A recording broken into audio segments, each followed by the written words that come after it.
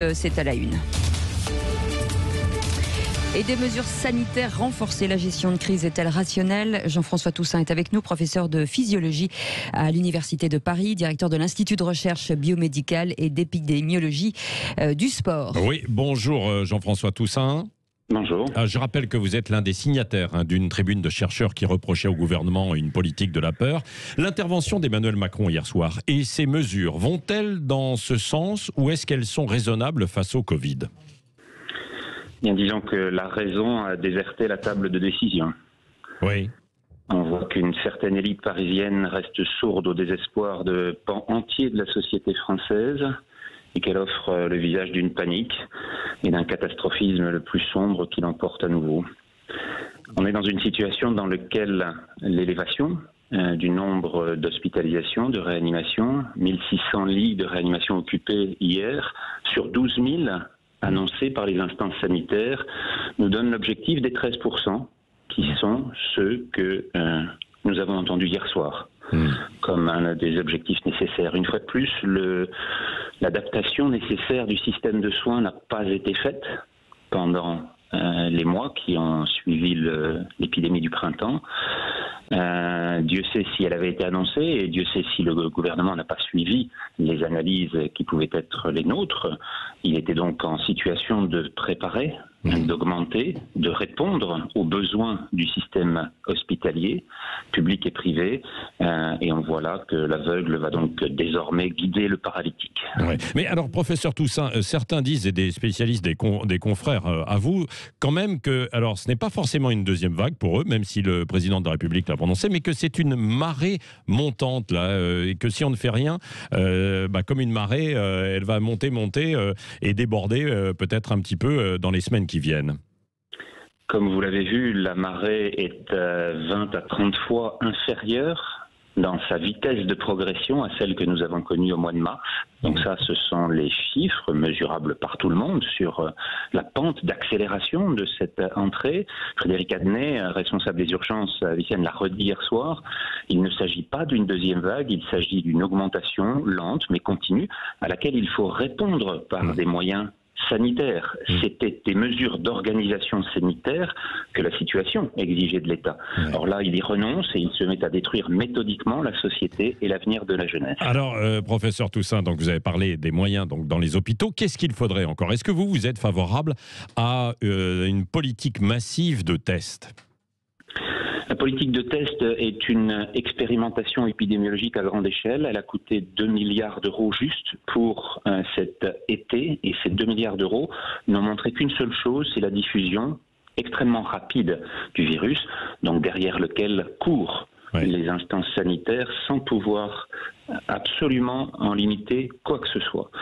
On pense que enfermer les gens entre 9h le soir et 6h du matin va éviter cette propagation virale qui se fait essentiellement dans les milieux tels que les entreprises, les écoles, les universités, les métros et très peu finalement dans les assiettes des 6 convives, puisque nous sommes maintenant dans le régime de la tombola pour le ministère de la Santé et des 6 couverts à table pour le Palais de l'Élysée.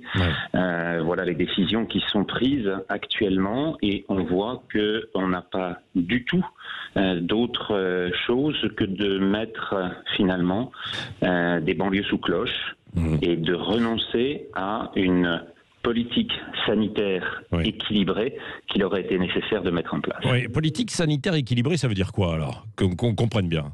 Et ça veut dire que, là encore, s'il y a des besoins dans un domaine d'activité qui est en augmentation, on a par ailleurs des pans entiers de la société qu'on met à l'arrêt, des gens qu'on va payer pour regarder leur outil de travail se désintégrer sous leurs yeux, des chômeurs qui vont venir s'ajouter aux chômeurs. Si l'on prend ces forces vives et qu'on les met à l'endroit où le pays en a besoin, c'est-à-dire dans les hôpitaux, c'est-à-dire pour prendre en charge les vrais patients qui ont vraiment besoin de soins, et bien à ce moment-là, on a la capacité d'organiser la situation et le système de réponse à la situation sanitaire avec des gens. Les hôpitaux, ils ont essentiellement besoin de bras. On sait comment traiter actuellement. Non mais ça c'est vrai, mais après... ont besoin de bras. Oui, non mais là vous êtes sur les effets, mais sur les causes. Avant, est-ce qu'il ne faut pas casser quand même cette chaîne de contamination du virus? Vous-même me disiez que ce virus n'est pas un marathonien, mais c'est un sprinter. Il s'épuise très vite. Il est encore là quand même. Oui, parce qu'il saute très vite, de l'un à l'autre. Et c'est ce point-là sur lequel la vitesse se fait et sur lequel on court toujours derrière. C'est une multiplication d'effets qui se fait. La pandémie, elle dure, mais on court derrière quelqu'un qui va trop vite et sur lequel la lourdeur de la mise en place, avoir des réponses 15 jours après avoir fait un test, n'a jamais permis d'adapter quoi que ce soit sur les chaînes de transmission. Mais alors justement, les tests rapides, professeur Toussaint, parce que là, vous n'avez pas répondu à ma question tout à l'heure. On parle des tests salivaires et puis des nouveaux, des antigéniques, là, qui permettraient de détecter plus rapidement en l'espace d'une demi-heure, voire quelques jours. Est-ce que ça, il faudrait le faire, le lancer à grande échelle ou pas? Ça, on peut le lancer à grande échelle. On va se tester tous les matins et tous les soirs et on ne va pas voir quelle est la vitesse, une fois de plus, de diffusion de l'épidémie qui répond cette fois-ci à des critères qui ne sont plus des critères politiques, qui sont des critères simplement environnementaux. C'est-à-dire qu'on revient en hiver vers des températures qui sont propices à la diffusion, autour de 6 à 10 degrés. Et tant qu'on va passer autour de ces températures optimales pour l'expansion pandémique, on va avoir cette continuelle augmentation lente, très lente, mais sur lequel on va avoir ce pic d'effet. Et cette augmentation de la mortalité, elle aussi très lente, on a en Espagne comme en France cette augmentation qui est maintenant en plateau en Espagne, on voit qu'elle est proportionnelle à ce qu'on a par ailleurs sur l'augmentation de la mortalité toute cause. C'est-à-dire que vous avez de fin août jusqu'à fin janvier une augmentation de 50% de la mortalité toute cause, dans laquelle les maladies infectieuses augmentent elles aussi. Et bien c'est ce qu'on voit aussi sur cette augmentation liée à la mortalité Covid-19. Et on n'est pas du tout sur la même phase que celle du printemps. Oui, bon. Est-ce qu'il y a un exemple, puisque vous avez un dernier mot à suivre à l'étranger, vous avez évoqué l'Espagne, il y a un exemple dans le monde à suivre ou pas?